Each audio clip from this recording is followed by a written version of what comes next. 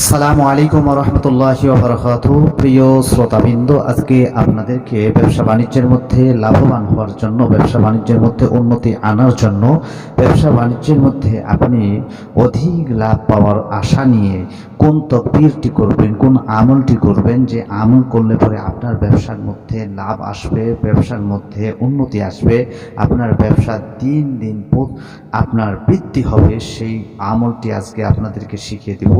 যখনই আপনি যে কোনো দোকান করুন, যে কোনো দোকানপাট করুন, যে কোনো ব্যবসা করুন না কেন, আপনি যখনই আপনার ব্যবসার কাজে জড়িত হয়ে যাবেন, যুক্ত হয়ে যাবেন, হওয়ার সঙ্গে সঙ্গে আল্লাহর উপরে বিশ্বাস রেখে সর্বপ্রথমে যে কোনো একটি দরুদ শরীফ অন্তত একবার পড়বেন, আর শেষে আরেকবার এই দরুদ শরীফটি যেটি প্রথমে পড়েছেন সেই দরুদ শরীফটি আরেকবার পড়বেন।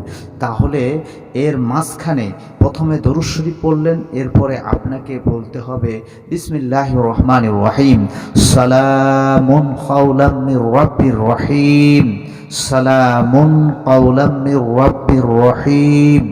এই দোয়াটি আপনাকে 11 বার পড়তে হবে। যদি কোনো মুদির দোকানি ভাই হয়ে থাকেন, তাহলে মুদির দোকানে বসার সঙ্গে সঙ্গে দরুদ শরীফ একবার পড়বেন, তারপরে সালামুন কাওলাম মির রাব্বির রহিম এই দোয়াটি 11 বার পড়বেন, তারপরে আরেকবার দরুদ শরীফ পড়বেন। দেখবেন আপনার ব্যবসা বাণিজ্যের মধ্যে উন্নতি আসবে। আল্লাহ পাকের অশেষ দয়া ও মেহেরবানিতে, আল্লাহ পাকের কোরআনুল কারীমের থেকে 23 পারা থেকে এই দোয়াটি আপনাদেরকে শিখিয়ে দিলাম। এই দোয়াটি আপনারা আমল করুন, যে কোনো ব্যবসা বাণিজ্যের মধ্যে আপনার উন্নতি আসবে, লাভ আসবে ইনশাআল্লাহ।